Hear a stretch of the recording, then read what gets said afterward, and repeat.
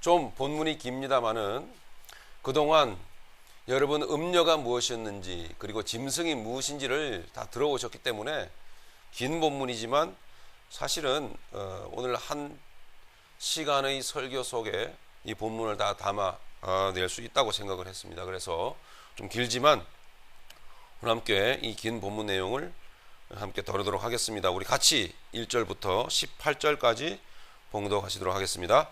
또 일곱 대접을 가진 일곱 천사 중 하나가 와서 내게 말하여 이르되 이리로 올라 많은 물 위에 앉은 큰 음녀가 받을 심판을 내게 보이리라. 땅의 임금들도 그와 더불어 음행하였고 땅에 사는 자들도 그 음행의 포도주에 취하였다 하고 곧 성령으로 나를 데리고 광야로 가니라. 내가 보니 여자가 붉은 빛 짐승을 탔는데 그 짐승의 몸에 하나님을 모독하는 이름들이 가득하고 일곱 머리와 열 뿔이 있으며 그 여자는 자줏빛과 붉은 빛 옷을 입고 금과 보석과 진주로 꾸미고 손에 금잔을 가졌는데 가증한 물건과 그의 음행의 더러운 것들이 가득하더라. 그의 이마에 이름이 기록되었으니 비밀이라 큰 바벨론이라 땅의 음녀들과 가증한 것들의 엄이라 하였더라. 또 내가 보매 이 여자가 성도들의 피와 예수의 증인들의 피에 취한지라. 내가 그 여자를 보고 놀랍게 여기고 크게 놀랍게 여기니 천사가 이르되 왜 놀랍게 여기느냐. 내가 여자와 그 탄 일곱 머리 열 뿔 가진 짐승의 비밀을 내게 이르리라. 내가 본 짐승은 전에 있었다가 지금은 없으나 장차 무적행으로부터 올라와 멸망으로 들어갈 자니 땅에 사는 자들로서 창세 이후로 그 이름이 생명책에 기록되지 못한 자들이 이전에 있었다가 지금은 없으나 장차 나올 짐승을 보고 놀랍게 여기리라. 지혜 있는 뜻이 여기 있으니 그 일곱 머리는 여자가 앉은 일곱 산이요 또 일곱 왕이라. 다섯은 망하였고 하나는 있고 다른 하나는 아직 이르지 아니하였으나 이르면 반드시 잠시 동안 머무르리라. 전에 있었다가 지금 없어진 짐승은 여덟째 왕이니 일곱 중에 속한 자라. 그가 멸망으로 들어가리라. 내가 보던 열 뿔은 열 왕이니 아직 나라를 얻지 못하였으나 다만 짐승과 더불어 임금처럼 한동안 권세를 받으리라. 그들이 한 뜻을 가지고 자기의 능력과 권세를 짐승에게 주더라. 그들이 어린 양과 더불어 싸우려니와 어린 양은 만주의 주시요 만왕의 왕이시므로 그들을 이기실 터이요 그와 함께 있는 자들 곧 부르심을 받고 택하심을 받은 진실한 자들도 이기리로다. 또 천사가 내게 말하되 네가 본 바 음녀가 앉아있는 물은 백성과 무리와 열국과 방언들이니라. 내가 본 바 이 열뿔과 짐승은 음녀를 미워하여 망하게 하고 벌거벗게 하고 그의 살을 먹고 불로 아주 사르리라. 이는 하나님이 자기 뜻대로 할 마음을 그들에게 주사 한 뜻을 이루게 하시고 그들의 나라를 그 짐승에게 주게 하시되 하나님의 말씀이 응하기까지 하심이라. 또 내가 본 그 여자는 땅의 왕들을 다스리는 큰 성이라 하더라. 아멘. 여러분들이 살아가는 이 세상을 여러분 잘 보셔야 됩니다. 여러분 제가 기도 중에도 말씀드렸지만 여러분이 하는 비즈니스 분주하게 다니시는데요. 네, 그 비즈니스 여러분 그 이야기는 교회 와서 하지 마세요. 그리고 세상 살면서도 하지 마십시오. 돌아보십시오. 여러분들이 하고 싶다고 여러분들이 그렇게 되고 싶다고 여러분 되어진 것이 있습니까? 또 여러분들이 그렇게 하고 싶다고 하고자 하는 대로 된 것이 있습니까 여러분? 9절에 지혜가 여기 있으니 그랬잖아요. 9절에 그러니까 여러분 지혜가 있어야 됩니다. 돌아보십시오. 내가 원하는 대로 된 게 있는가?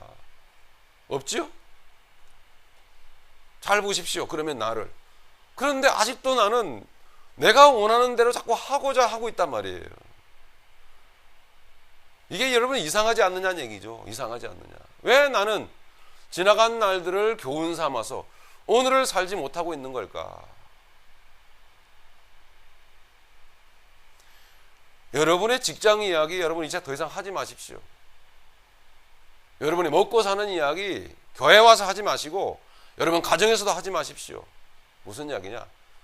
믿음 안에서 산다고 한다면, 여러분이 진정 구원받은 자들이라고 말할 수 있다면 여러분 그 모든 일들을 그 주인께, 그분께 맡기실 줄 알아야 됩니다.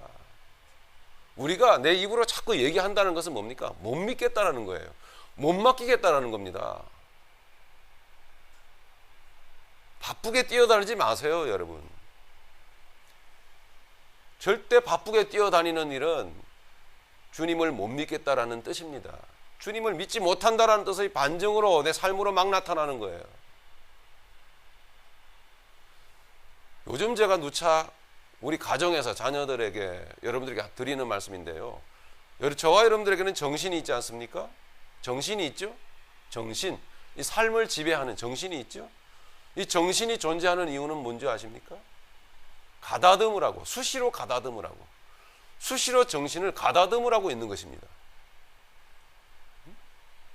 바쁘게 사는 사람들을 흔히들 세상 사람들도 뭐라고 하죠?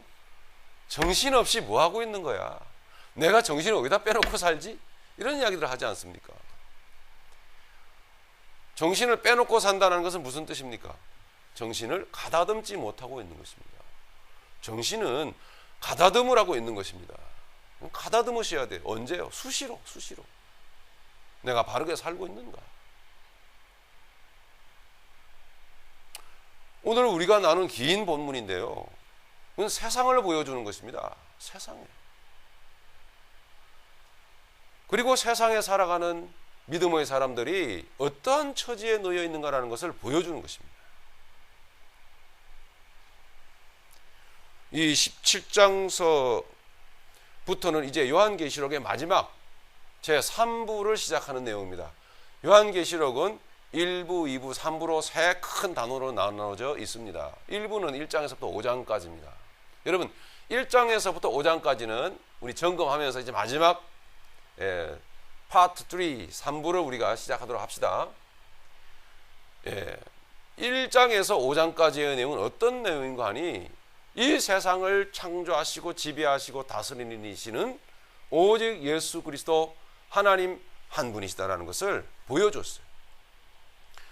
그분은 자기의 영광으로 영광된 모습으로 이 세상을 다스리고 있다는 것을 보여줬습니다. 그래서 하늘의 보좌의 영광을 막 보여준 거예요.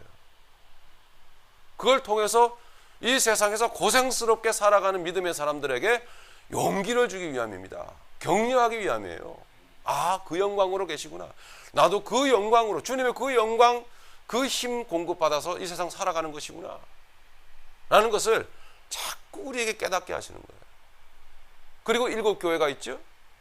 7교회를 통해서 무엇을 보여줍니까? 마지막 때에, 지금 우리가 살아가는 이 마지막 때에 교회의 모습들을 보여줍니다. 에베소 교회가 처음 나오죠. 에베소 교회를 향해서 주님께서 뭐라고 말씀하셨습니까? 저들에게는 첫사랑을 잃어버렸다. 열심은 있는데 복음의 실제가 없다라는 거예요. 복음의 기쁨을 알지 못한다라는 거예요.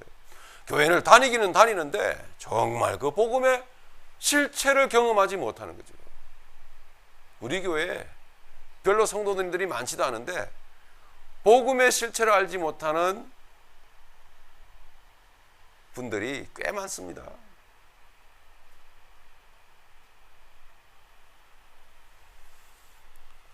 에베소 교회는 세대주의자들이 얘기하는 것처럼 지나간 옛날에 있었던 교회가 아니에요, 여러분. 오늘 우리에게 바로 이 세상 가운데 있는 겁니다. 그 사랑의 기쁨을 모른다라는 거예요. 첫사랑을 잃어버렸다는 것은. 열심히 하긴 하는데. 버가모 교회가 있었죠. 발람의 교훈을 따라갔다라는 것입니다. 복음을 전하지 않는다라는 거예요. 복음 전하지 않는 교회, 십자가를 전하지 않는 교회, 참 축복을 말하지 않는 교회. 여러분, 고뇌와 회개와 참회, 그리고 돌이킴, 내 죄에 대한 고통, 여러분 이것이 없는 축복도 축복입니까?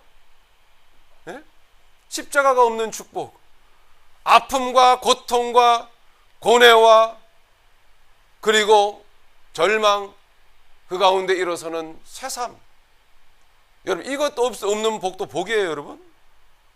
근데 그게 없어요. 근데 복 받았대요. 그게 바로 뭐냐? 버가모 교회예요. 넘쳐납니다, 이 세상에. 그게 발람의 교훈을 따라가는 것입니다. 복음은 전하지 아니하고 금은보와 명예의 권세 유혹에 빠져서 이스라엘 백성을 하나님이 아닌 세상으로 가도록 조장하는 거예요. 버가모 교회는 니골라당의 교훈을 따라갔죠. 백성들에게 우상 제물을 놓고 먹게 하고 우상 숭배 음란해도 구원과는 상관없다라고 말하는 영지주의적인 사고방식이에요. 여러분, 네, 구원은 하나님의 은혜로 받는 건 맞아요. 그런데 구원받은 백성은 그런 더러운 추악한 음란죄를 그저 방종하듯 저지르고 이래도 구원받는다, 저래도 구원받는다, 그게 아니에요. 여러분, 진정 구원받은 백성은 삶이 달라질 수밖에 없어요. 두아디라 교회가 있었지요. 이세벨의 교훈을 따르는 것입니다. 영적으로 행음하고 우상의 제물을 먹게 했죠. 그리고 자해하면서 신비주의적인 은사주의적인 행위를 강요를 합니다. 그게 이세벨의 행위를 따라가는 거예요. 이세벨의 선자들이 갈멜산 꼭대기에서 얼마나 하나님을 부르며 신을 부르며 자해를 했습니까? 예? 새벽제단을 싸우면서 고생시키고, 이 고생하는 것이 영적으로 마치 어떤 단계에 깊은 단계에 올라간 것처럼 그런 식으로 말이죠. 금식을 하면서 금식하는 것이 마치 무슨 대단한 능력인 양 그런 것들을 보여주고 말이죠. 그런 행위를 강요하는 거예요. 여러분, 금식 안 해도 돼요. 여러분, 새벽 제단 안 싸도 됩니다. 여러분,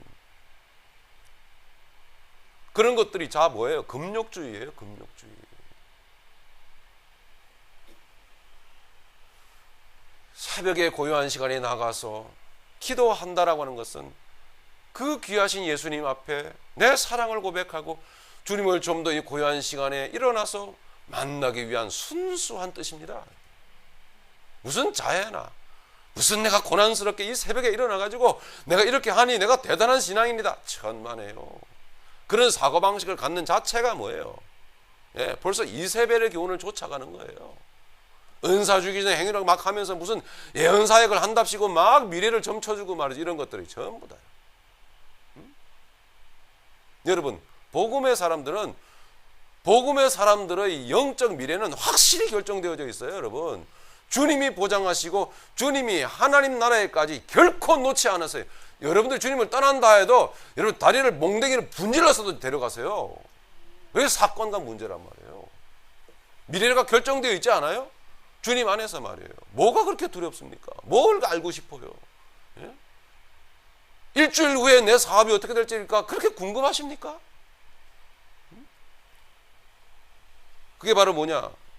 이세벨의 교훈을 따르는 거예요. 사대교회가 있었죠. 살았다 하는 이름은 가졌으나 실상은 죽은 자로다. 지성만 남은 교회, 지성만 남은 교회. 성경은 잘 파고 성경 공부는 잘하는데 흐르는 영성이 없어요. 기도 안 해요. 이게 살았다 하는 이름은 있는데 공부는 많이 하는데 실제적인 주님의 그 발 앞에 무릎 꿇는 삶이 없는 거예요. 그러니까 삶이 그리스도의 아름다운 삶으로 나타나지가 않는 거예요. 머리만 막 산더미처럼 커져버리는 거예요. 그게 사대교회입니다. 마지막으로 라우디게아 교회가 있죠. 뭡니까? 눈 멀고 귀 먹고 절고 병들어 가련한 모습을 하고 있는 부자들.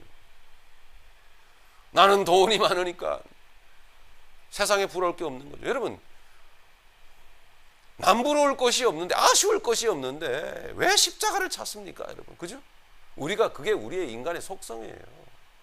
문제 사건이 없는데, 혹 문제 사건을 만나도 뭐예요? 돈으로 다 해결할 수 있는데 뭘 십자가 앞에 나가서 이 문제를 가지고 뜻을 구하고 말이죠, 하나님의 뜻을 구하고 기도하고 할 이유가 뭐가 있겠어요? 없어요.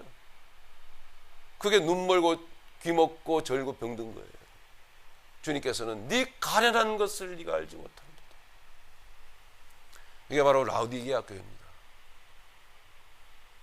예수님께서는 두 교회를, 빌라델비아 교회와 서문화 교회를 우리에게 보여주시면서 저들은 가난하고 저들은 핍박받고 저들은 고난 속에 있어도 하나님 말씀을 지켜나갔다라고 칭찬하고 계십니다. 주님은 강조하십니다. 저들은 가난했고 저들은 적은 수였으며 저들은 핍박받는 자들이었으되 저들은 하나님의 말씀을 붙들며 십자가를 붙들며 지켜 믿음을 지키며 나아갔다. 이 시대라고요. 이 시대. 우리가 교회가 작고 인원수가 적다고 우리는 서문학교회구나 이러면 안 돼요.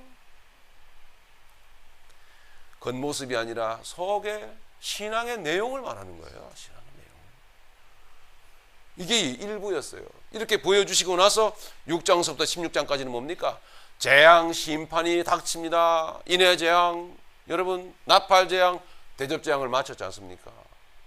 동일한 내용이 계속 반복적으로 이어지면서 중간중간에 믿음의 사람들은 예수 그리스도 안에 있는 복음 안에 살아가는 자들은 결코 심판이 있지 않는다. 결코 심판을 받지 않는다. 재앙을 당하지 않는다라고 말씀하고 있다고요. 그리고 그 심판과 재앙은 어디에 내려지는 겁니까? 육신에. 어디에? 육신적인 세상에, 불신의 세상에, 우상 숭배하는 세상에 하나님의 심판과 재앙이 내려진단 말입니다. 내 육신의 욕망을 쫓아서 그것을 구하고 그것을 욕망하고 달려가는 인생에 골치 아픈 일, 그리고 고난과 고통과 아픔, 슬픔, 고통들이 막 임하는 거예요. 미움, 시기, 질투, 고통, 증오, 혀를 깨무는 고통들이 막 임하는 겁니다. 복음 안에, 믿음 안에는 그런 거 없어요, 여러분. 그래서 부득불 우리 믿음의 사람들도 육신이 있는 까닭에 하나님의 심판을 부득불 부분적으로나마 경험을 해요. 이런 거구나. 다시 죽게 돌아오고.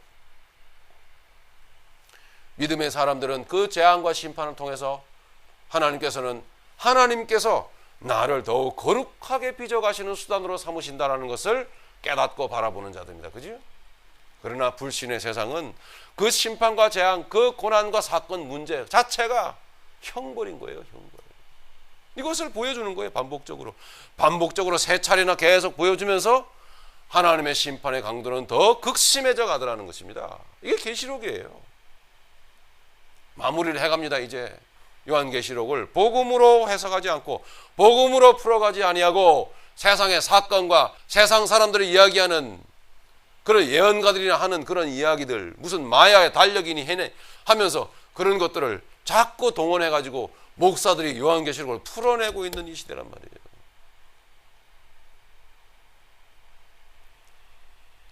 그렇게 2부 6장서부터 16장까지는 하나님의 재앙과 심판이 바로 이 우상 숭배하며 그리고 물질주의에 빠져버린, 성공주의에 빠져버린 이 세상에 임한다는 사실을 가르치고 계십니다. 경고하고 계시는 것입니다. 그래서 제가 어찌 현실적으로도 지금 최악의 상태를 우리가 살고 있는데 여러분들에게 이 경고의 말씀을 들려드리지 않겠느냐 말입니다.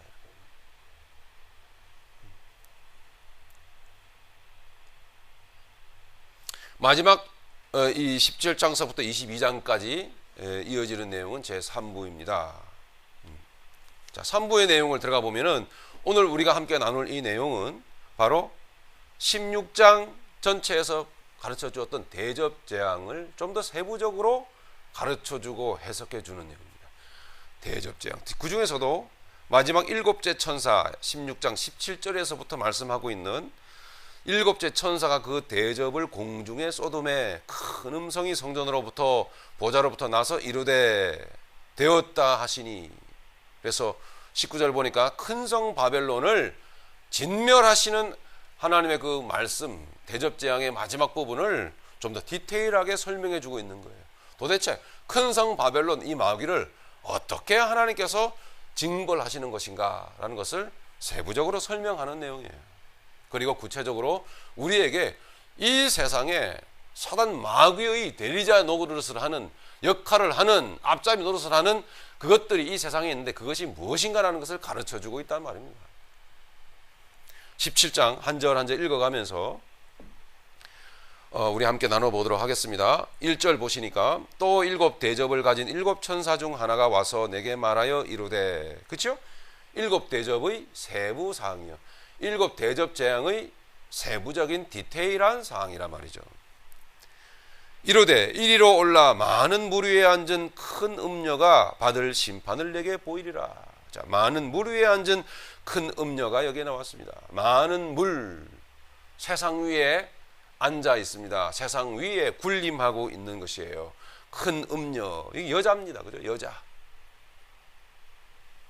많은 무리에 앉은 큰 음녀가 받을 심판을 내게 보이리라. 이건 큰 성 바벨론 마귀를 심판하는 것입니다.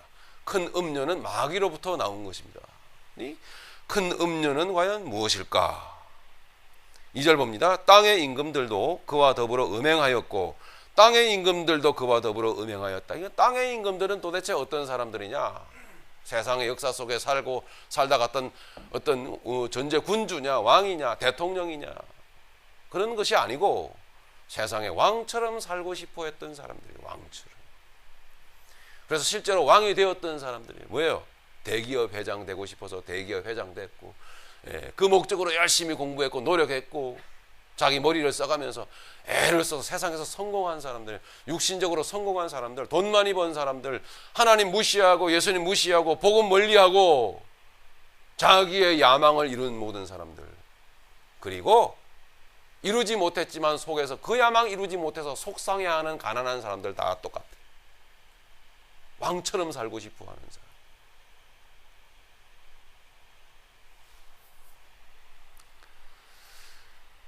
땅의 임금들도 그와 더불어 음행하였다. 이 음행은 뭐겠습니까? 그러면요, 하나님은 사람들을 존귀하게 지었습니다. 그죠? 특별하게 지었습니다. 근데 그 많은 사람들이 하나님을 섬기지 않았단 말이에요. 인생을 창조적으로 살지 않는단 말이에요. 존재적으로 인생을 살지 않는다는 거예요. 내 존재는 모르겠어요. 존재는 고사하고 정신도 빼놓고 살아요. 왜 정신을 가다듬을 줄 모른단 말이에요.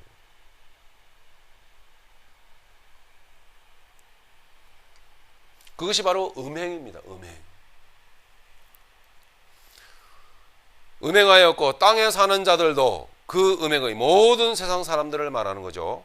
땅에 사는 자들도 그 음행의 포도주에 취하였다 하고, 그 음행의 포도주는 무엇입니까? 거짓 복음을 말하는 거예요. 거짓 복음.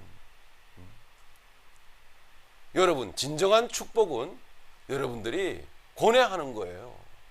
진정한 축복은 생각이 없던 사람들이 생각을 하게 되는 거예요. 그게 축복입니다, 여러분.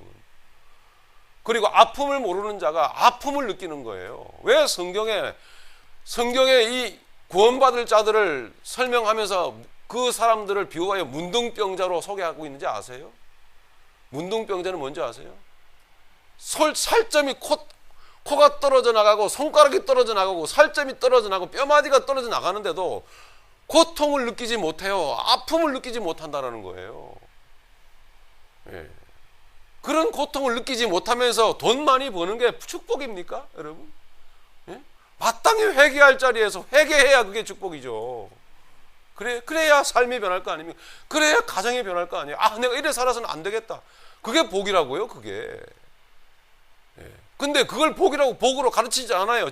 십자가로 가르치지 않는 거예요. 여러분 회개하세요 하지 않는 거예요. 여러분 지옥으로 가고 있어요. 그 얘기를 하지 않는 거예요. 기분 나쁘니까. 살기도 힘드는 판국에 교회 와서 맨날 듣는 소리가 죄의 문제니 십자가니 회개하라는 둥 고난이니, 그죠? 문제와 사건이 축복이라는 둥, 이런 재수 없는 소리만 들으니 더 이상 목사가 교회도 유지해야겠고, 그죠?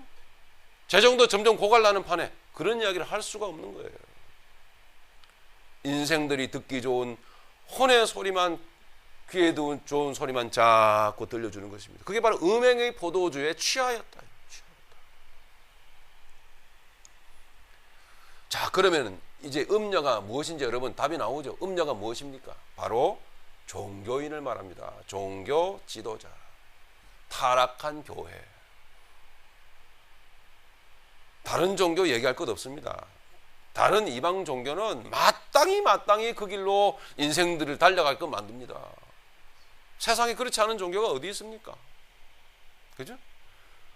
마땅히 자기 신을 만들어 놓고 거기에 내 복을 빌고 있잖아요. 나 잘 되게 해달라고, 우리 자식 잘 되게 해달라고, 요번에 이 사업하는 거 꼭 되게 해달라고, 그죠? 지성을 드리고 불공을 드리고 하지 않아요. 그게 세상 종교라고요. 그런데 그 짓을 하나님을 믿는다고 하는 사람들이, 예수님을 믿는다고 하는 사람들이 교회에 나와서 하고 있다고요. 그게 음행의 포도주에 취한 것이고, 그와 같은 거짓 복음을 전하는 자들이 바로 뭐예요? 음료예요. 음료. 그 음료는 그럴싸하게 넥타이 매고 양복 입고 혹은 가운 입고 예배를 인도한다니까요. 돌아보십시오. 여러분 정신이 이제 복음의 정신이 들어오니까 이제 여러분 아시겠죠? 그 결과가 뭡니까? 누차 말씀드린 대로 그렇게 오래 믿었어도 예수를 설명조차 못해요. 예수님을 내 구주로 고백조차 못하고 예수님을 알려주지도 못한단 말이에요. 그런 거짓 복음에 취해버렸기 때문에 주님을 간증을 못한단 말이에요. 복음을 설명을 못해요. 십자가가 무언지 말을 못하는 거예요. 음행의 포도주에 취해버려가지고. 제가 그것은 병신이요, 문둥병자요, 이렇게 말한다고 해서 여러분 그게 결코 나쁜 얘기가 아니에요. 병신입니다. 그건 병신. 아주 중병이 들어버린 거예요. 신기하지 않습니까? 하나님의 진실한 복음을 듣게 될 때에 얼마나 우리의 정신이 세워지던가요?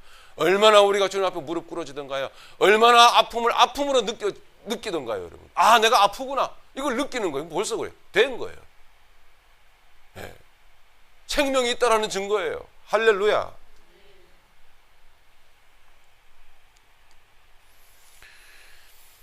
(3절입니다) 곧 음행의 포도주에 취하였다 하고 곧 성령으로 나를 데리고 광야로 가니라. 세상을 좀 더 디테일하게 보여주기 위해서 세상으로 데리고 갑니다. 내가 보니 여자가 음녀지요, 여자가 붉은 빛 짐승을 탔는데, 이제 붉은 빛 짐승이 여기에 나타나죠.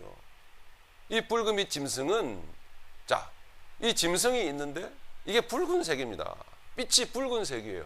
여러분 성경의 붉은색은 무엇을 상징한다고 그랬죠? 죄. 그래서 최근에 도쿄 인근 근처 그 바다에 그 바다가 핏빛으로 물들었다 그러잖아요. 그게 점점 퍼져나간대요, 그게. 와, 할렐루야 할 일입니다, 여러분.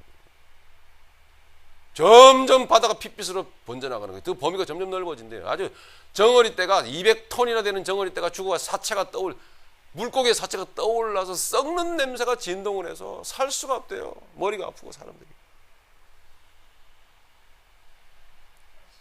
전문가들이 아무리 연구를 해도 원인이 뭔지를 알지 못한대. 여러분 그렇게 어리석습니까? 원인이 뭔지 아십니까? 세상이 죄로 가득 찼다라는 거예요. 물들었다는 것입니다. 회개할 줄 모른다는 거예요. 그렇게 간단한 것을, 그죠? 출애굽기에 다 나와 있는 것을, 세상이 타락하고 죄악된 것은 뭡니까? 하나님의 모든 것을 지금 성경을 통해서 확실히 보여주고 있는데도 이것은 참고로 하려고 하지 않아요. 이것을 텍스트로 삼지 않아요. 딱 치워놓고 고작해야 그 헐벗은 그 가련한 과학으로 연구를 해대고 과학으로 찾아보려고 하니 답이 나와야 말이죠. 답이 나와. 여러분 죄의 문제를 과학적으로 풀어서 됩니까?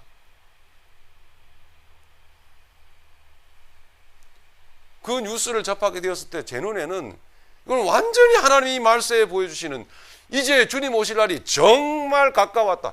예수님이 이제 카운트다운하고 있는 거라고 제게 느껴지던데요, 여러분.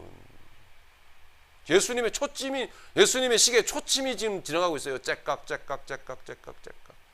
그러니 출애굽기에 이스라엘 백성들 구원하시기 전에 내리셨던 10가지 재앙 중에 그 재앙 같은 내용들이 지금 계속 세상에 지금 나타나고 있는 거예요, 이 세상에. 네, 경고를 보내고 있는 거예요.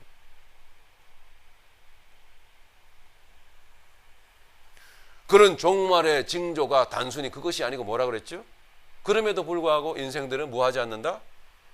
회개하지 않는다. 이게 종말의 징조라고요. 회개하지 않고 계속해서 더 음란하며 더 육의 정욕을 쫓아서 결혼하고 시집장가들 가고 먹고 사는 문제에 연연해하고 달려가더라는 것입니다. 여러분 너무 힘들어하지 마세요. 정말. 그리고 뭐 결혼 못해서 안 달라신 분들은 좀 안 하면 안 될까라는 생각으로 좀 돌려보세요. 네. 너무 힘들어하지 마시고, 네, 곧 오세요. 곧. 정말. 제가 뭐 이런 이야기를 구구절절히 늘어놔 봐야 무슨 소용이 있겠습니까? 여러분 다 아시는데 세상이 얼마나 악할 대로 악해졌는지를 여러분이 다 아시는데 하나님께서는 죄악이 관영하기를 기다리시는 거예요. 꽉 차기를.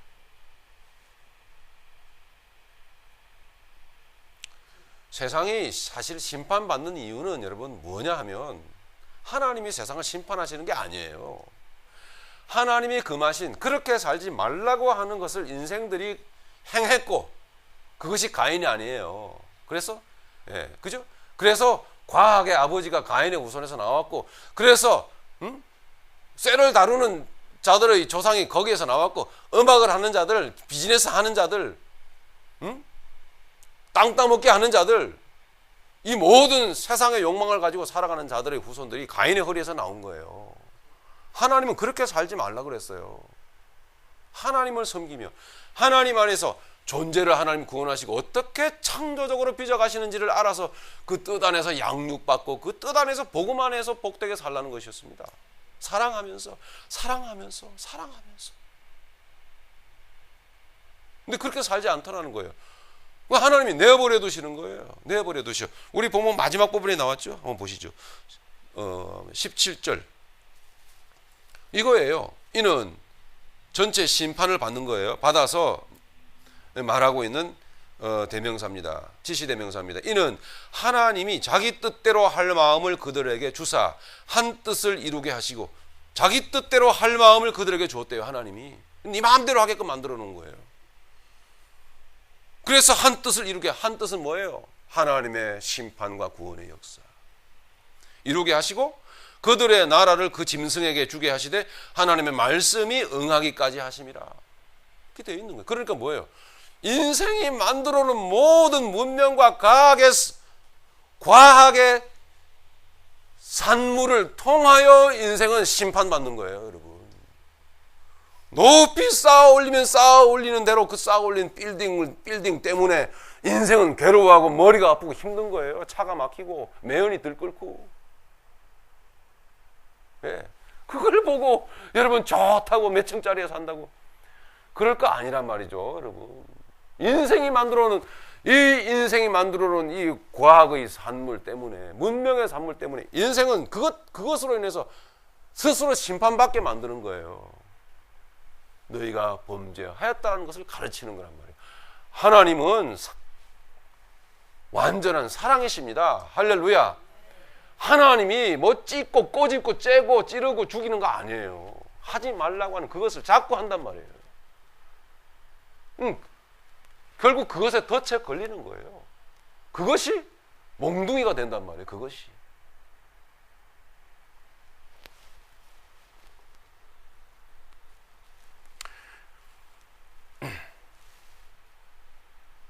자, 여기 3절 다시 보면은 곧 성령으로 나를 데리고 광야로 가니라. 내가 보니 여자가 붉은빛, 기독교입니다. 기독교, 부패한 기독교. 부패한, 지금 이제부터는 좀 더 직설적으로 제가 사용하겠습니다. 음녀, 여자 이런 말 안 쓰고 부패한 기독교라고 제가 말을 할 거예요. 자, 복음을 전하지 않는 부패한 기독교란 말이죠. 예. 자, 여자가, 부패한 기독교가 붉은빛 짐승을 탔는데 뭐죠? 세상 권력이요. 세상 정치, 경제 권력. 여러분, 미국 시민권 땄다고 단순히 좋아하지 마세요. 웃을 일이 아니에요. 그러면 좀 식사라도 좀 돌리든가. 전 교인들이 많지도 않은데. 그런 것도 안 하시면서 그냥 미국 시민권 다 좋다고.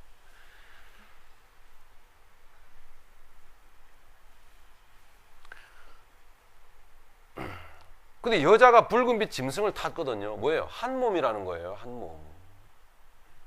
네. 이 음녀가, 타락한 기독교가 하는 짓은 큰 교회를 짓고 구름대같이 모여드는 사람들을 예배당 안에 앉혀놓고 인간의 이야기를 합니다. 세상의 이야기를 해요. 세상 성공의 이야기를 합니다. 그것이 복이라고. 그리고 세상으로 달려가게 만들어요. 멸망길로 가게 만드는 거죠. 그리고 본인은, 자기 자신은요, 권좌에 앉아서, 그죠? 강대상 바로 뒤에 제일 키 높은 자리에 딱 앉아가지고, 예? 영혼들을 쫙 바라봅니다. 누구 피를 빨아먹을 것인가? 누구 영혼을 빨아먹을까? 여기 그리 나와요. 6절 보세요. 또 내가 보매 이 여자가 성도들의 피와 예수의 증인들의 피에 취한지라. 예. 왜 이렇게 단언할 수 있습니까? 복음을 모른단 말이에요. 그 사람들이. 응? 아무리 오래 다녔어도 복음 안에서 자신 있게 자기를 발견하고 인생을 새로운 마음으로 달려가지 않는다는 거예요. 여러분, 구원받은 자들이라는 것은 어떤 자들입니까? 저 세상의 물질, 세상의 풍습과 풍속을 줬던 그 풍속과 그 습관과 세상의 타락한 그 모든 버릇들을 버리고 안 끊어졌어도 괴로워하면서 마음으로는 내려놔야 돼요. 이건 아니다라는 거예요. 예? 몸에 워낙 달라붙어가지고 안 끊어질 수도 있어요. 그걸 말하는 게 아니에요. 마음으로부터 괴로워해야 된다는 거예요. 내가 이러면 안 되는데.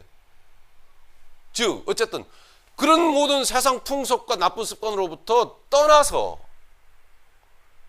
이제는 복음의 바른 신앙 안에 들어와서 복음 안에서 살아가는, 달려가는, 하나님이 나를 이 세상 가운데서 나를 양육하신다. 나를 정결한 그리스도의 신부로 나를 빚어가신다. 그러므로 그래서 그 안에 기쁨이 있는 거예요. 그러므로 그 기쁨을 가지고 역동적으로 복음 안에서 복음을 전파하면서 예수님을 증거하면서 삶을 살아가는 삶인 것이에요.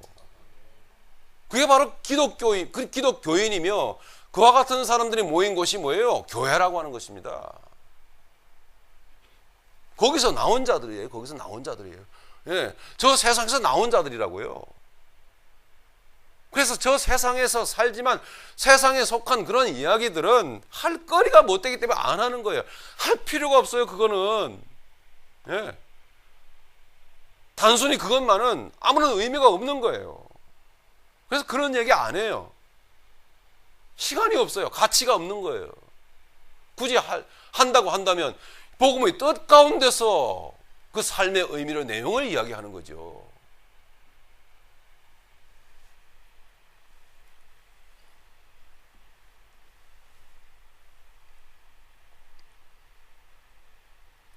계속해서 3절 다시 봅니다. 그 짐승의 몸에는 하나님을 모독하는 이름들이 가득하더라.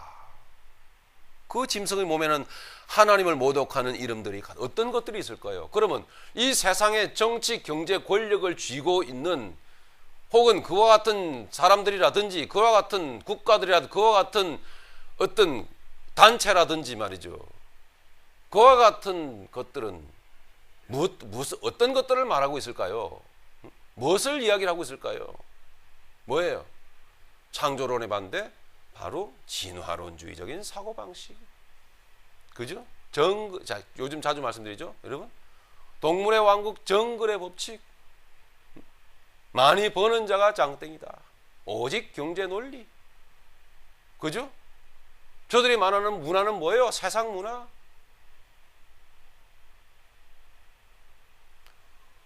두말할 필요가 뭐가 있겠습니까? 온 세상 가운데 녹아져 들어가 있는 그 모든 문화 사상이요. 그 사상적인 흐름들입니다. 이런 것들을 계속 내놓고 있는 거예요. 이 짐승들이 말이죠. 계속. 예. 뭐 음악, 스포츠 할 것 없이 사람들 거기 취해서 살게 만드는 거죠. 세상에 웃을 일도 없는데 아이고 니 때문에 산다 그러면서 말이죠. 그죠? 뭐 여러분 농구하면 어디를 응원하세요? LA 레이커스? 예? 응원하십니까? 또 저기 뭐 미국 하면은 뭐 제일 인기 있는 스포츠가 있잖아요, 그거. 그죠? 그 뭐예요? 풋볼, 미식축구. 여러분 뭐 어느 팀 좋아하세요?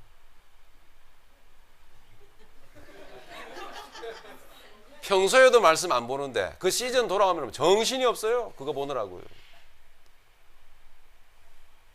그게 여러분 짐승이 하는 짓입니다. 죄송합니다만 알기나 알고 여러분 하세요. 세상에 정신이 빠져서 하나님 앞에서, 말씀 앞에서는 자기의 정신을 가다듬을 길이 없는 거죠.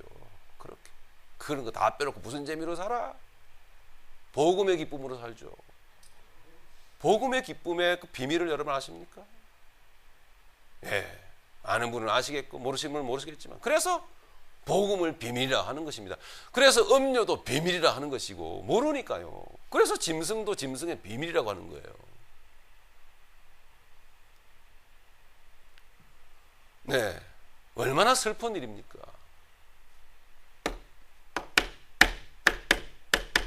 이게 뭔지 아세요? 그렇죠. 저희 집사람부터 회개하셔야 돼요. 예? 말도 안 했는데 이거 박자 소리만 듣고도 다 알아채시니, 예? 예. 왜 머리에 그 뿔을 달고 나타납니까? 전부 다. 왜 색깔은 붉은 빛이냐 말이에요. 하필. 예? 저 푸른 하늘빛도 너무나 좋은데 왜 그렇게 모여서 구름대처럼 모여서 외치면 도대체 뭐가 됩니까? 뭐가 나옵니까? 거기에서.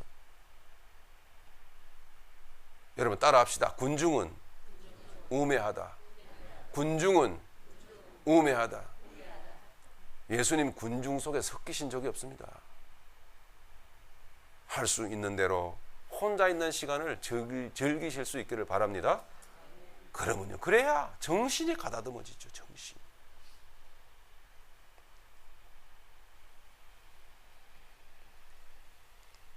계속 보시겠습니다.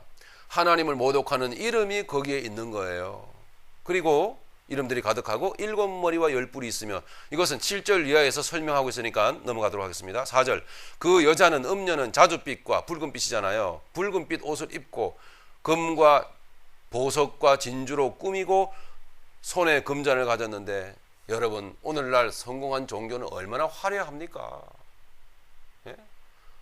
화려하다 하다 못해 정신이 황홀합니다. 그 안에 들어가면, 그 예배당 안에, 그 신전 안에 들어가면 정신이 황홀할 정도로 우리 번쩍해서, 우리 같은 거지 같은 기독교인들은 들어가지도 못해. 불편해서. 딱 좋아요. 여기가 딱 좋아요. 이 정도 딱 좋아요. 예? 그렇게 손에 금잔을 가졌다고 말하죠. 가졌는데 가증한 물건과 그의 음행의 더러운 것들이 가득하더라. 이게 가증한 물건과 그 음행의 더러운 것들이 그 음녀가 가진 금잔 안에 가득하더란 말입니다. 이 가증한 물건이 뭐냐? 신명기 12장에서 기록하고 있는데요. 은사주의, 예언사역 행위, 우상숭배 행위, 영혼들로 하여금 우상숭배 행위를 하게끔 만드는 그 모든 행위들을 말합니다. 신접한 행위들, 이런 것들. 점치는 행위, 내일을 막 기도해주고 알아맞혀주는 행위, 이런 것들을 막 하는 거예요. 이게 가증한 행위입니다. 여러분 신명기 12장 29절부터 한번 보시겠습니다. 이런 내용은 여러분 확인하셔야 됩니다. 확인. 신명기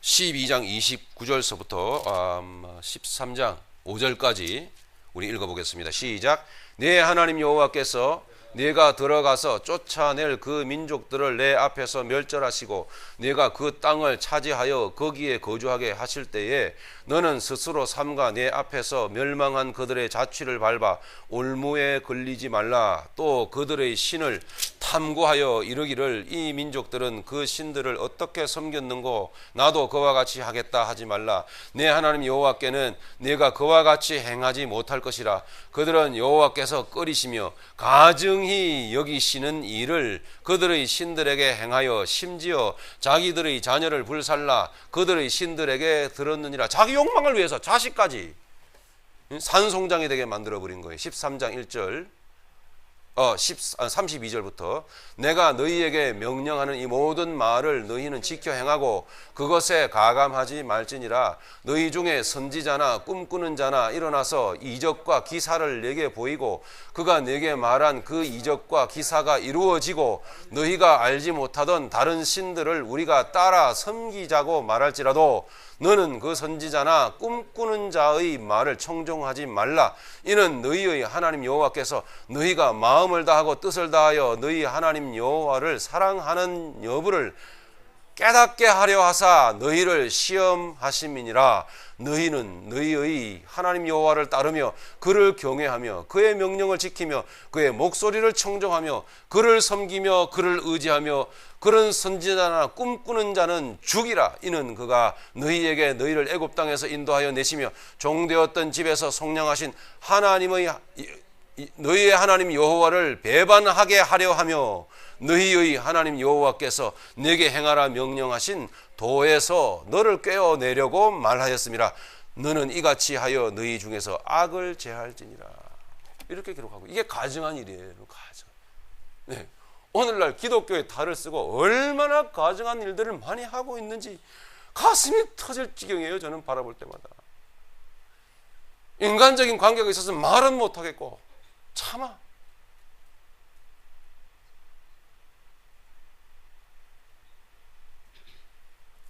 하나님 말씀을 복음을 배우면서, 우리 수요 성경 공부 시간에 하나님 말씀을 복음을 배우면서 얼마나 하나님의 복음의 능력이 우리를 반듯하게 하시던가요? 얼마나 확신 있게 하시던가요? 구원받은 여러분들에게 얼마나 확신에 찬 인생을 살게끔 만들어 주십니까? 우리는 내일을 몰라요, 여러분. 제가 신통방통을 못해서가 아니고 하나님 그렇게 안 하십니다. 하나님 나를, 여러분들을, 여러분 안에 하나님의 형상을 이루시고 여러분 안에 예수 그리스도의 인격으로 세우시기 위하여 내일을 그렇게 알려주시지 않아요. 다만 복음의 능력으로 예수님을 확신 가운데 의지하게끔 하십니다. 어찌하든지 주님은 나를 놓지 않을 것이야. 그래서 오늘 주님 안에서 나는 살아간다. 이렇게 만드시는 거예요. 그래서 그렇게 겸손하게 하시고 그렇게 신실하게 하시고 그렇게 아름답게 하시고 그렇게 사랑스럽게 하시는 거예요. 여러분 19장에 가면은 이런 믿음으로 이런 복음으로 살아갔던 사람들이 입을 옷이 있는데 그가 입은 옷이 어떤 모양을 하고 있던가요? 그냥 하얀 옷이에요. 예. 이 음녀가 입는 옷처럼 이렇게 온갖 보석으로 치장하고 이렇게 울긋불긋한 이런 것이 아니란 말이에요. 세상 영광으로 치장한 이런 것이 아니에요. 그냥 하얀 옷이에요. 흰 세마포. 그 옷을 입힌 거예요. 그게. 그 사람이 누구 옆에 서요? 예수님 옆에, 신랑 옆에 서는 거예요, 여러분.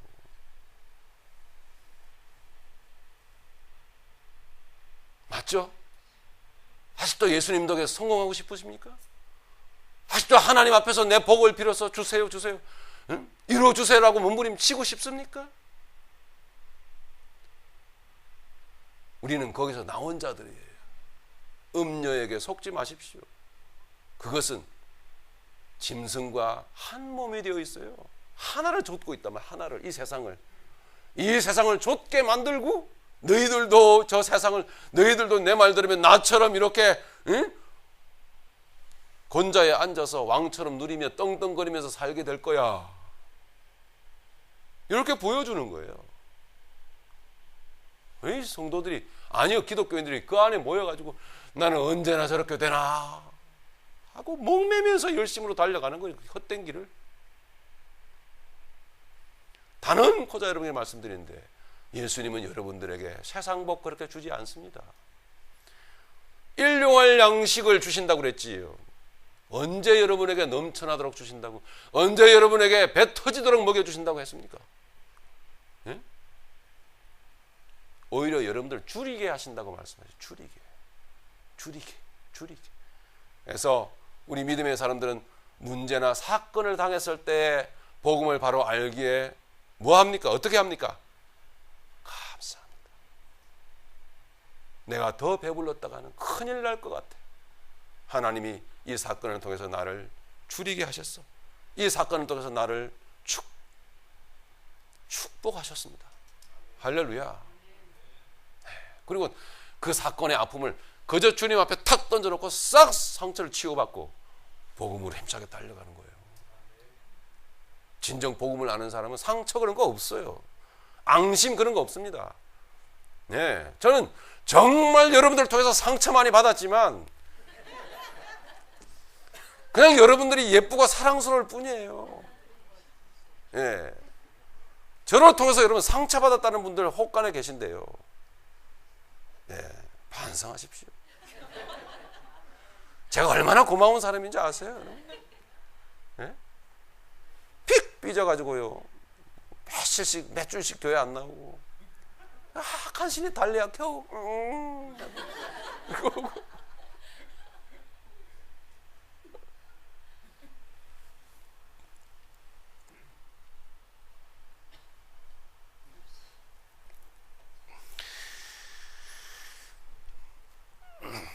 계속하겠습니다. 5절입니다. 그의 이마에 이름이 기록되었으니 보세요. 뭐라고 했죠? 비밀이라.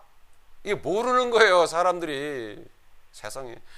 그 음료 앞에서 그걸 신앙생활을 하고 있으면서도 모른단 말이에요. 그 세상 가운데 살면서도 그렇게 살아서 안 되는 걸 모르고 있단 말이에요. 그러면서도 허구한 날 뭐예요? 증거로 나타나는 증거가 뭡니까? 힘들다, 아프다, 피곤하다, 괴롭다. 그죠? 이런 심판의 재앙의 증거들을 날마다 경험하면서도 그냥 살아가요. 그 속에서 죽지 못해서. 주님은 오늘 복음 안에서 복음으로 통해서 여러분 앞에 나와 계십니다. 여러분 주님 안에서 여러분 주님을 붙들면서 주님 안에서 여러분들의 삶을 살아가도록 하십시오. 네. 비밀이라 5절입니다. 큰 바벨론이라. 자, 뭐예요? 그래서 음녀가 뭐죠? 바벨론인 거예요. 마귀인 것입니다. 마귀. 제가 그런 목사는 마귀요 라고 말하되 그게 지나친 얘기가 아니에요. 다 성경적 근거를 가지고 하는 거예요. 그건 목사가 아니에요. 마귀지. 저 세상 나라가 여러분들을 뭐 보호해주고 여러분들에게 예? 나중에 여러분 리타이어 하면 여러분들에게 연금 주고 저 세상 나라가 여러분을 삶을 보호하는 게 아니에요, 여러분. 그래서 여러분 시민권 땄다고 좋아하지 말라고. 여러분의 시민권은 이미 하늘나라에 있잖아요. 그것의 소중, 그 위대함을 여러분 아셔야 돼요. 미국 시민권을 따시면 그걸 가지고 복음 안에서 선용하도록 하십시오. 그죠? 주님 복음 전하는데 잘 사용되어지도록 하셔야 돼요. 괜히 신분 문제도 해결 안 되는 분들 괜히 염장 지르고 다니지 마시고.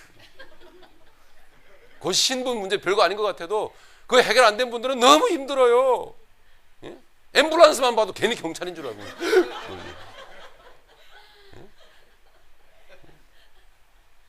여기 히스패닉 사람들은 왜 차에다가 시꺼멓게 까맣게 하얗게 칠하고 다니는 거예요? 경찰차도 아닌데 그것만 봐도 경찰인가 하고 꼭 경찰차같이 비스무리하게 도색을 해가지고 다니고 그러더라고요. 다 제가 경험했어요, 과거에. 얼마나 마음고생이 심하든지. 그러지 말고 말이죠. 복음 안에서 하나님이 허락하셨다면 그걸 잘 선용하시도록 하시기를 바랍니다. 예, 큰 바벨론이라 땅의 음료들과 가증한 것들의 음이라 하였더라. 뭐예요? 뿌리단 말이에요. 뿌리. 예, 근 타락한 교회들은 십자가를 증거하지 않는 것은 죄를 선포하지 않는, 죄를 이야기하지 않는 것은 그건 여러분 그 뿌리가 바벨론이에요. 마귀란 말이에요. 마귀. 지옥으로 여러분 달려가게 만드는 거죠. 6절 또 내가 보매 이 여자가 성도들의 피와 예수의 증인들의 피에 취한지라. 영혼 잡아먹는 것입니다. 내가 그 여자를 보고 놀랍게 여기고 크게 놀랍게 여기니. 여기에 사도 요한이 왜 놀랍게 여겼을까요? 왜냐 하면 놀랍게 여기다는 기이히 여기다 이 말이에요. 이상하게 여겼다 이 말입니다. 좀 더 구체적으로 해석드리면 혼란스럽다 이런 뜻이에요. 사도 요한이 혼란스럽다 헷갈리네 이 얘기. 뭘 보고요? 그 음녀가 성도들의 피와 예수의 증인들의 피에 취한 모습을 보고, 그래서 그 여자의 모습을 보고, 구체적으로 말씀드리면 그 여자, 그 음녀의 잘 되는 것을 보고, 그 음녀의 번창하는 모습을 보고, 그 음녀의 부흥하는 모습을 보고, 그 음녀가 권좌에 앉아서 같이 정치권과 결탁이 되어져 있으며, 오늘날의 종교는 보이지 않게 정치권과 결탁이 되어져 있다는 것을 아셔야 됩니다. 진실한 복음은 정치와 멀어야 돼요. 정치하는 자들이 아니에요. 복음을 통해서 세상을 꿰뚫고 그리고 경고를 내릴 뿐이지 복음을 전할 뿐이지 정치적인 행위를 하면 안 되는 거예요, 종교가.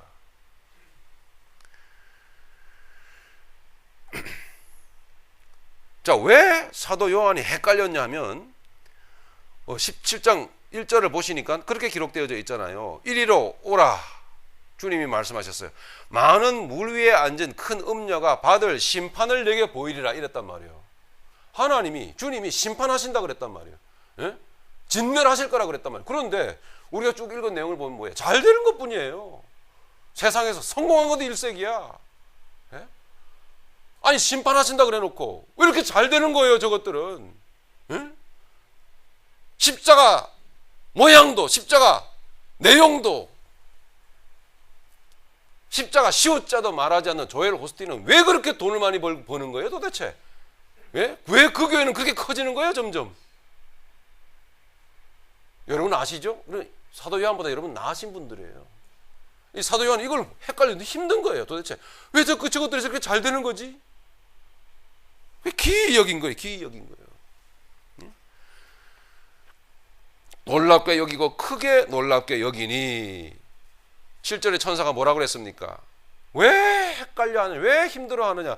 왜 이상하게 여기느냐? 천사가 이르되 왜 놀랍게 여기느냐? 내가 여자와 그가 탄 7 머리와 10뿔 가진 짐승의 비밀을 내게 이르리라. 자, 이제 정체가 밝혀지죠. 8절 네가 본 짐승은 전에 있었다가 지금은 없으나. 이게 잘 들으십시오. 헷갈릴 수 있어요.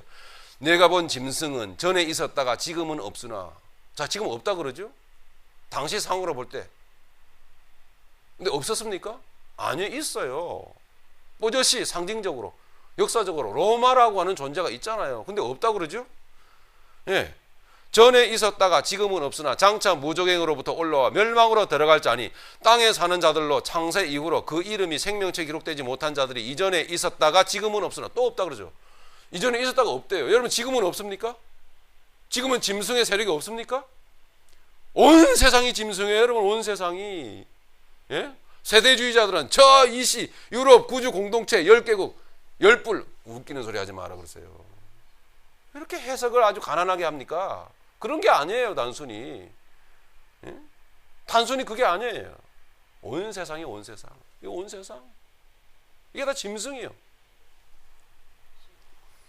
참고적으로 유럽연합은 지금 17개국입니다, 여러분. 10개를 넘었어요. 그것도 할 말이 없잖아요, 또. 10개국이라며. 어떻게 된 거예요?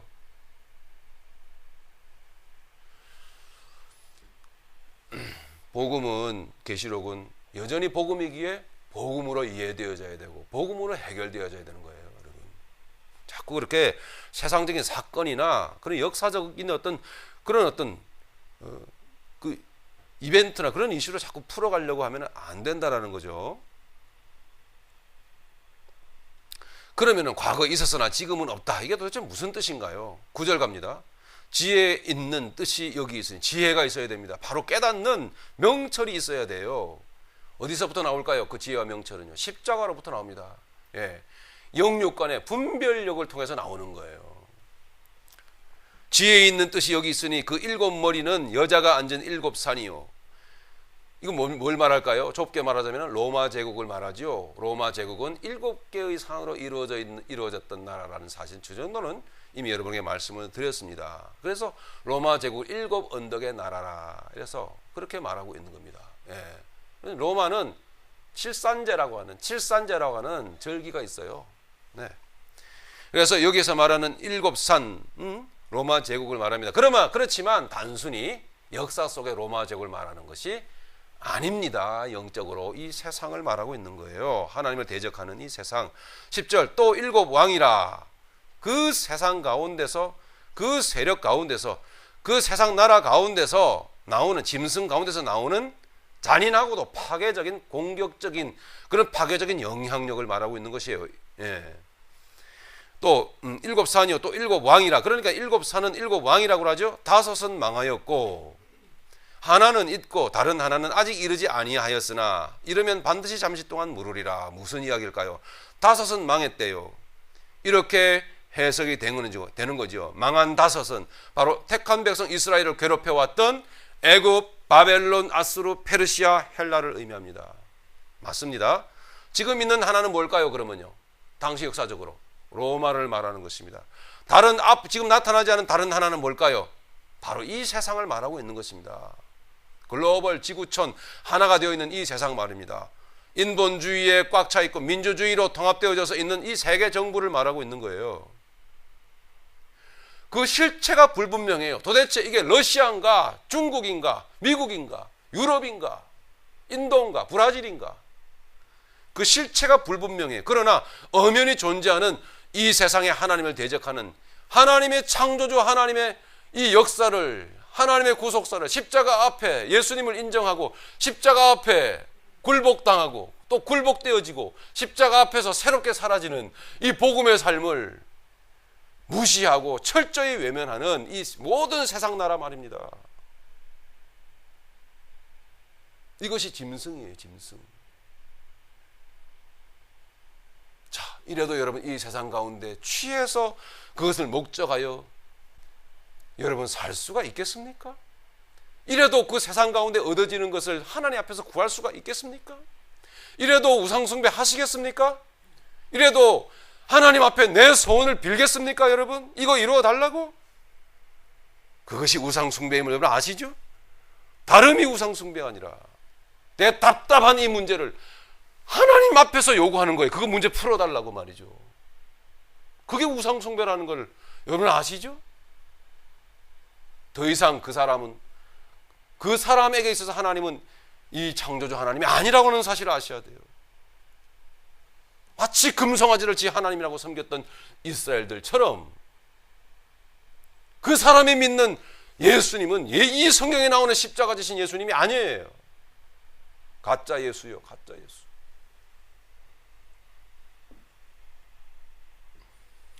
(11절로) 해석을 하겠습니다. 전에 있었다가 지금 없어진 짐승, 있는데 없다 그러죠. 짐승은 8째 왕이니 7 중에 속한 자라, 그가 멸망으로 들어가리라. 8이라는 숫자의 의미는 성경에 아무런 의미가 없어요. 아무런 상징적인 뜻도 없습니다. 근데 8이 갑자기 튀어나와 버렸어요. 그러니까 아무런 의미가 없는 거예요. 그 실체가 불분명한 어떤 존재를 말하고 있는 거예요. 여러분 보십시오. 왜 있다가 지금은 없다고 말하는지, 그러면서도 지금 돌아보면 지금 있는지. 여러분, 믿음의 사람에게 있어서, 구원받은 믿음의 사람에게 있어서 짐승은 예수 그리스도를 통하여 없는 거예요. 예, 복음을 통하여서 짐승을 보면, 복음을 통해서 마귀를 보면, 마귀는 이미 예수 그리스도 그 십자가의 그 놀라운 죽으심과 부활의 역사를 통해서 죽은 자예요. 죽은 자. 그걸 말하고 있는 거예요. 전에는 있었지만 하는 것은 단순히 역사적으로 보는 게 아니고 영적으로 보는 거예요.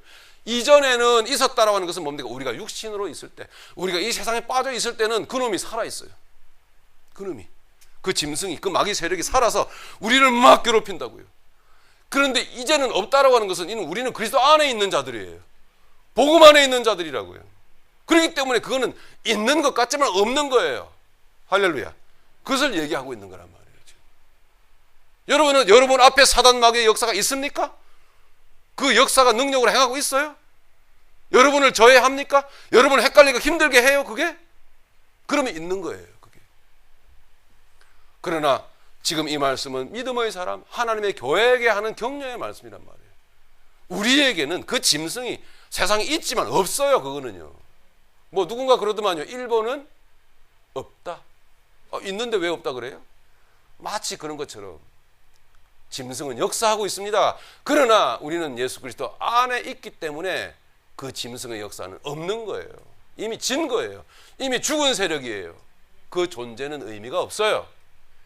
굳이 의미를 찾자면 우리를 영적으로 거룩하게 만들어가는 하나님의 도구로서의 의미밖에 없는 거예요. 할렐루야. 그래서 8째 왕이니 7째 속에 속했다, 이런 이율배반적인 이야기가 나오고 있는 것입니다. 12절, 네가 보든, 마무리하겠습니다. 10뿔은 열왕이니, 그 세력을 말하는, 거기서 나오는 세력을 말하는 것입니다.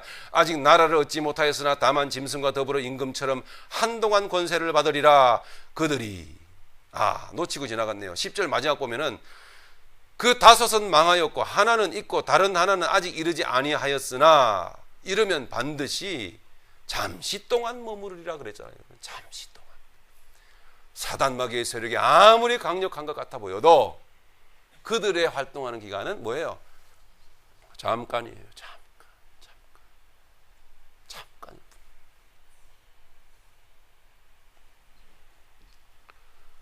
13절입니다. 그들이 한 뜻을 가지고 자기의 능력과 권세를 짐승에게 주더라. 그 마귀로부터 나오는 그 파괴적이면서 공격적인 미혹적인 영향력이, 열불의 영향력이 짐승에게 들어가서 이 세상이 그렇게 많은 모든 인생들에게 영향을 미치고 있는 거예요. 이렇게.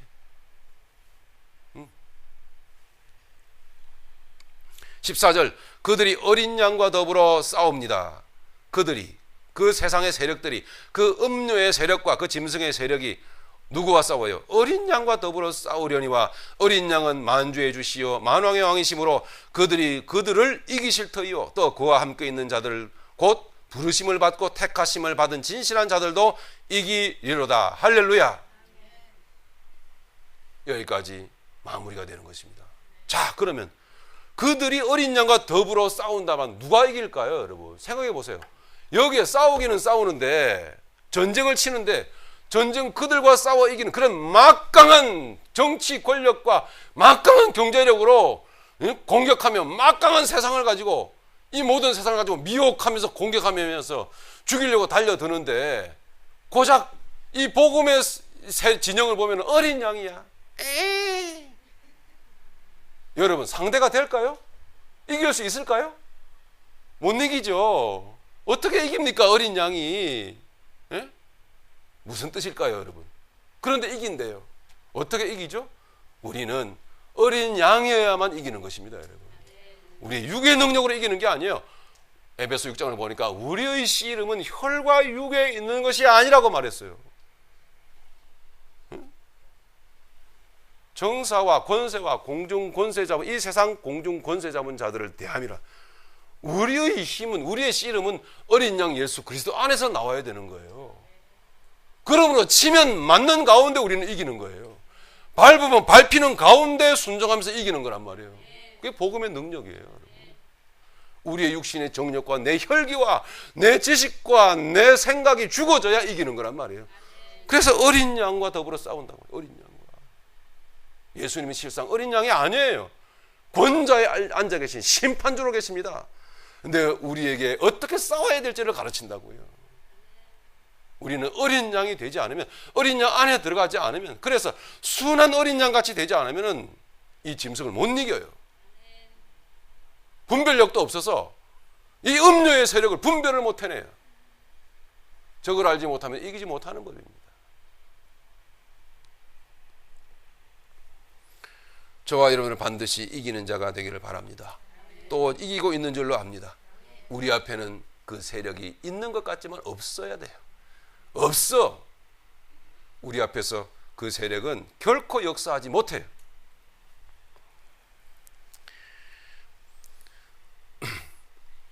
마무리하고 있는 것이 이제 끝났어요. 마무리하고 있습니다. 15절, 또 천사가 말하되 내가 본 바 음녀가 앉아있는 물은 백성과 무리와 열국과 방언들이니라.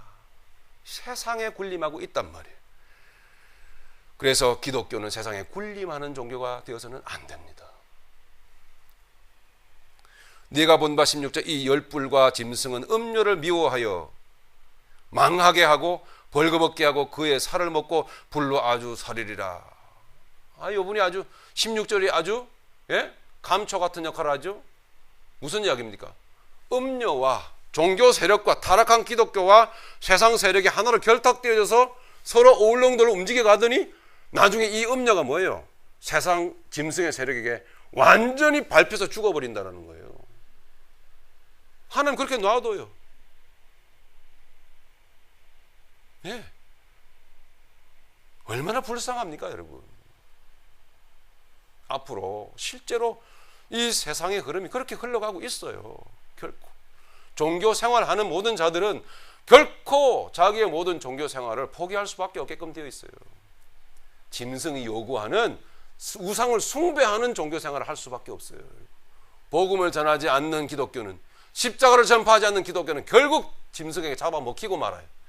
결국은 짐승이 요구하는 그 마귀의 재단에 절을 하게 될 것이며 결국은 굴복할 수밖에 없습니다. 그렇게 잡혀먹고 그 존재가 상실되고 말아요. 오직 살아서 승리하는 존재는 그리스도인, 복음의 사람, 믿음의 사람만 삽니다. 승리합니다.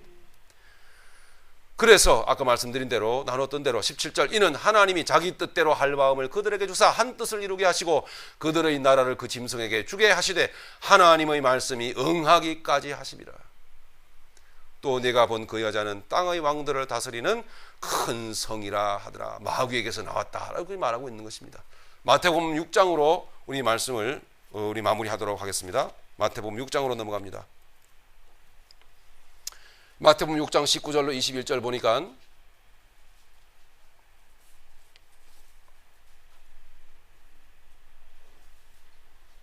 찾으셨습니까? 같이 봅니다. 같이 읽겠습니다. 시작. 너희를 위하여 보물을 땅에 쌓아두지 말라. 거기는 좀과 동록이 해하며 도둑이 구멍을 뚫고 도둑질하느니라. 오직 너희를 위하여 보물을 하늘에 쌓아두라. 거기는 좀이나 동록이 해하지 못하며 도둑이 구멍을 뚫지도 못하고 도둑질도 못하느니라. 네 보물이 있는 그곳에는 내 마음도 있느니라. 무엇이 보물을 하늘에 쌓는 것일까요, 여러분? 내 보물을 땅에 쌓아두지 말라고 그랬어요. 지금까지 말씀드린 그런 내용이에요. 여러분의 인생의 목적이 세상에 되지 않도록 하라는 거예요. 거기는 반드시 그건 바로 보물을 땅에 쌓아두는 것은 곧 종교 생활하는 것입니다. 여러분 창세기 2장 보면 바로 여러분들이 보물이라고 그랬어요. 그죠? 흐르는 생명강인데 그 강 좌우에 온갖 보석들이 있었죠. 계시록 22장에 보면 흐르는 생명강이 다시 나오는데 그 강 주변에 막 보석들이 막 있단 말이에요. 왜요? 하나님의 생명강가에 바로 여러분들이 보석 같은 여러분들이 존재하고 있다는 걸 가르치고 있는 거예요, 여러분. 여러분은 자신이 보석이에요. 즉, 여러분들이 보석으로 부름을 받은 거예요. 너는 이제 하늘의 보석이다. 할렐루야. 예. 그건 거예요. 그러므로 하늘의 보물을 쌓는다라는 말은 무슨 말이냐 하면은 이 보석으로 부름을 받은 내가 보석으로 빚음을 당해. 보석으로, 하늘의 보화로 이렇게 하나님의 손길에 의해서 다루심을 받고 빚어가는 이와 같은 하나님의 그 역사 속에서 내가 살아간다는 것을 알고 그 다루심의 역사 속에 나를 드리는 거예요. 양육받기를 원하는 거란 말이에요. 하나님은 나를 길러주소서. 여러분 영의 양식을 하나님의 생명의 양식 만나를 먹인다는 건 뭐예요? 그 양식을 먹여서 여러분들을 키워내신다는 거 아니에요. 길러내신다는 거란 말이에요. 그죠? 그런 뜻이란 말이에요.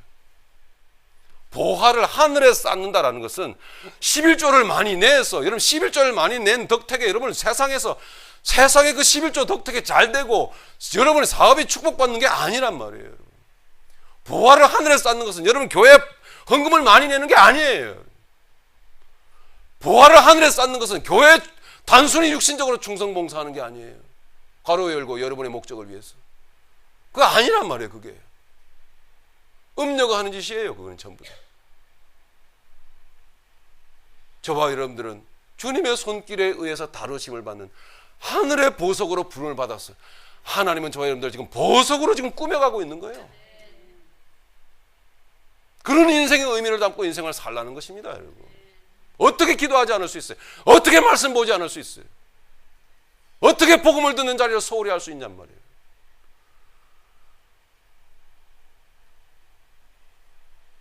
열 안 받으려고 그랬는데 열 받고 있어서 죄송합니다. 하늘의 보물을 쌓으시기를 바랍니다. 하늘의 보물인 성도인 내가 하나님의 성품 즉 그리스도 예수의 인격으로 빚어지는 것이 보물을 하늘에 쌓는 것입니다. 그래서 빌립보서 2장 12절에는 사도 바울은 이렇게 말합니다. 그러므로 사랑하는 자들아, 나의 사랑하는 자들아, 너희가 나 있을 때뿐 아니 더욱 지금 나 없을 때에도 항상 복종하여 두렵고 떨림으로 너희 구원을 이루라. 할렐루야.